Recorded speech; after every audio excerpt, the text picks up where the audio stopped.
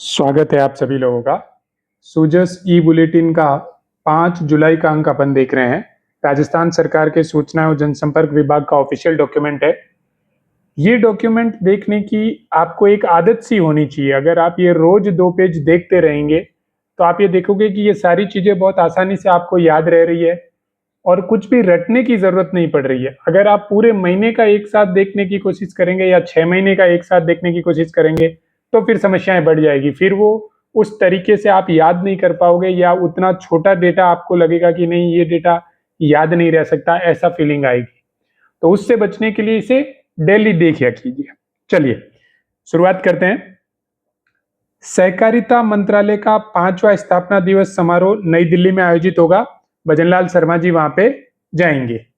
तो सहकारिता मंत्रालय यानी जो कोऑपरेटिव मिनिस्ट्री है उसको बने हुए 5 साल हो चुके हैं, यानी उसकी स्थापना का 5वां दिवस है। सहकारिता ने गांवों की अर्थव्यवस्था को मजबूत किया है।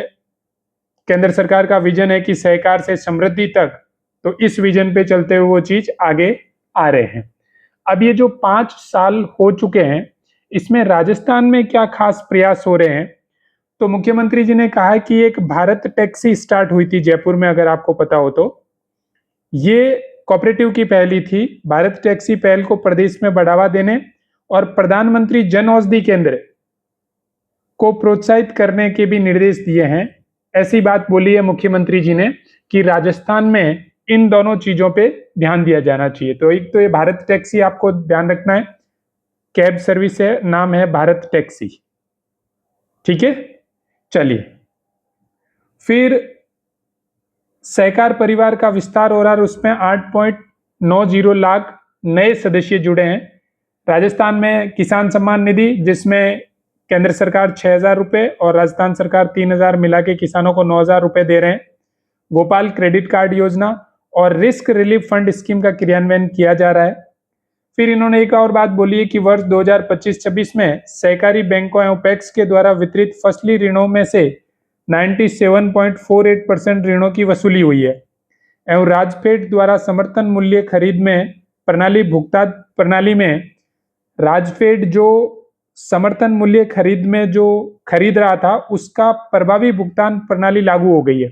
पहले भुगतान था वो 15 दिन में होता था, अब वो 4 से 5 दिन में होने लग चुका है, ऐसी बात इन्होंने कही है। और ये कहा है कि सहकार सदस्य में राजस्थान में 8.90 लाख यानी 8.90 लाख नए सदस्य जुड़े हैं, ऐसी बात इन्होंने कही है। फिर एक और बात बोली गई है कि सहकारी संस्थाओं के डिजिटलाइजेशन में, उनको डिजिटल करने में राजस्थान का पहला स्थान है, ऐसी बात भी बोली गई है। विश्व की सबसे बड़ी अन्न भंडारण योजना के तहत राज्य में 200 गोदाम स्वीकृत किए गए हैं, जिनमें से 120 का निर्माण पूरा हो चुका है। राजस्थान इस योजना के क्रियान्वयन में भी प्रथम स्थान पर है, ऐसी बात इन्होंने बोली है। ठीक है, केंद्रीय गृह एवं सहकारिता मंत्री यानी सहकारिता मंत्री भारत सरकार में कौन है, तो अमित शाह जी है। वो दिल्ली में भारत मंडपम में 6 जुलाई को 5वां स्थापना दिवस समारोह में शामिल होंगे। तो जो एग्जाम के पॉइंट ऑफ व्यू से काम की चीजें थी वो सिर्फ यही है कि 5वां स्थापना दिवस मनाया जा रहा है सहकारिता मंत्रालय का, और कुछ चीजें जैसे ये भारत टैक्सी वाली चीज को अपन अलग से ध्यान रख सकते हैं। प्रधानमंत्री भारतीय जो जन औषधि केंद्र है क्या है, इसके बारे में अपन को ध्यान रखना है।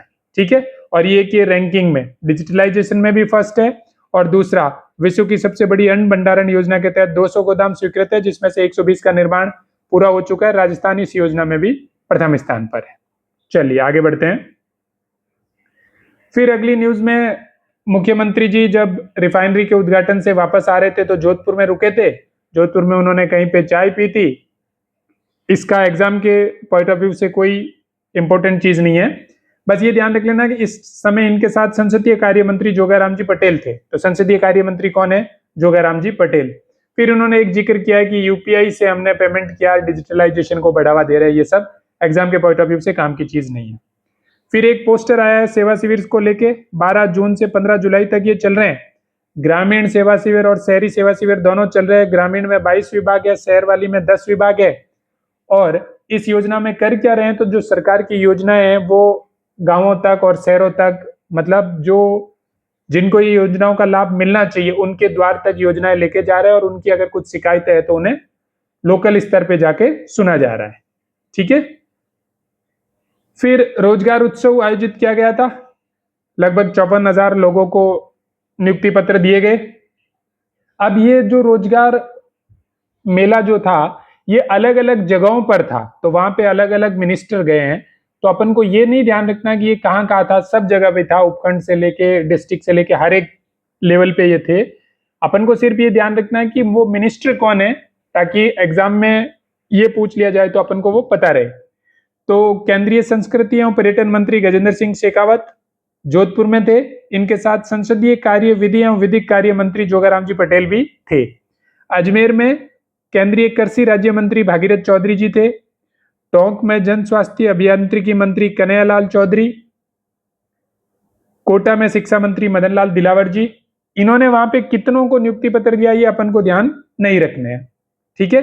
भरतपुर में राज्य वित्त आयोग के अध्यक्ष अरुण चतुर्वेदी जी, तो राज्य वित्त आयोग के अध्यक्ष कौन है? अरुण चतुर्वेदी जी। ठीक है। पाली में राजस्थान धरोहर प्राधिकरण अध्यक्ष ओंकार सिंह लखावत। और ये सारे के सारे लोग जहां थे, बस अपन को सिर्फ इतना ही ध्यान रखना है कि कौन सा मिनिस्टर कौन है इस न्यूज से, अपने एग्जाम के पॉइंट ऑफ व्यू से ये काम की न्यूज नहीं थी। फिर नवचयनित युवाओं का अभिनंदन, फिर से वही बात है। तो उदयपुर में जनजाति क्षेत्रीय विकास मंत्री बाबूलाल खराड़ी जी थे। डीडवाना में राजस्व राज्य मंत्री विजय सिंह चौधरी। ठीक है। बाकी लोग भी थे। फिर एक ये न्यूज है कि जो एलडीसी का एग्जाम था उसमें 74% से अधिक उपस्थिति रही। अगेन एग्जाम के पॉइंट ऑफ व्यू से काम की चीज नहीं है। अब आ जाते हैं क्वेश्चंस पे। तो पहला क्वेश्चन देखो, पहले क्वेश्चन में पूछा है कि सरिस्का में 28 जून को सरिस्का डे मनाने की शुरुआत वर्ष 2025 में किस बाघिन की स्मृति में की गई थी? तो ये बाघिन राजमाता या बाघिन ST2 इसका नाम था। 28 जून से ये किया जा रहा है। सरिस्का में 18 वर्ष पूरे हो चुके हैं बाघ के पुनर्वास को, ये चीज भी आपको ध्यान रखनी है। 18 वर्ष पूर्ण हो चुके हैं बाघ की पुनर्स्थापना को। ठीक है। चलिए अगला क्वेश्चन देखो। अगला क्वेश्चन है कि यमुना का पानी भूमिगत पाइपलाइन के द्वारा राजस्थान के किस जिले में स्थित हंसियावास जलाशय तक पहुंचा जाएगा?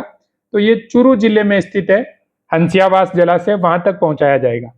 यमुना जल समझौता है वो हरियाणा और राजस्थान के साथ हुआ है। अब पानी नहर से नहीं पाइपलाइन से आएगा। लगभग 300 किलोमीटर लंबी पाइपलाइन बिछाई जाएगी और शेखावटी क्षेत्र को पेयजल की सुविधा इससे मिलेगी। शेखावटी क्षेत्र के तीनों जिलों को, सीकर, झुंझुनू और चूरू, तीनों को ही इससे फायदा होगा। ठीक है। चलिए अगले क्वेश्चन की तरफ बढ़ते हैं। 2 दिवसीय 29वें राष्ट्रीय ई गवर्नेंस सम्मेलन का आयोजन राजस्थान के किस जिले में किया गया? तो ये जयपुर में किया गया था। चलिए अगले क्वेश्चन को देखो। VBG रामजी योजना के तहत ग्रामीण श्रमिकों के लिए सालाना रोजगार की कानूनी गारंटी बढ़ाकर कितने दिन कर दिया गया है? ये क्वेश्चन, ये जो आज LDC का एग्जाम हुआ था उसमें आया था 125 दिन। मनरेगा में 100 दिन का रोजगार दे रहे थे, अब इसको 25 दिन बढ़ा के 125 दिन कर दिया गया है। 1 जुलाई से यह अधिनियम पूरे भारत में लागू कर दिया गया है, ऐसी बात बोली गई थी। भारत में लागू करने के लिए इसके जो प्रोग्राम था वो आंध्र प्रदेश में हुआ था, ये चीज आपको और ध्यान रखनी है, और राजस्थान में ब्यावर से। अगला क्वेश्चन है कि पंचगौरव योजना में एक जिला एक उत्पाद के तहत करौली जिले का उत्पाद क्या है? तो करौली जिले का जो उत्पाद है वो है सैंडस्टोन के उत्पाद। मैं आपको करौली जिले की 5 चीजें बता देता हूं। करौली जिले की उपज है तिल, करौली जिले की वनस्पतिक प्रजाति है बरगद, उत्पाद है सैंडस्टोन के उत्पाद, पर्यटन स्थल है केला देवी मंदिर, और खेल है वो है क्रिकेट। फिर से देखो, उपज तिल, वनस्पतिक प्रजाति बरगद, उत्पाद सैंडस्टोन के उत्पाद, पर्यटन स्थल केला देवी मंदिर, और खेल है क्रिकेट। चलिए मिलते हैं अगले वीडियो में। धन्यवाद।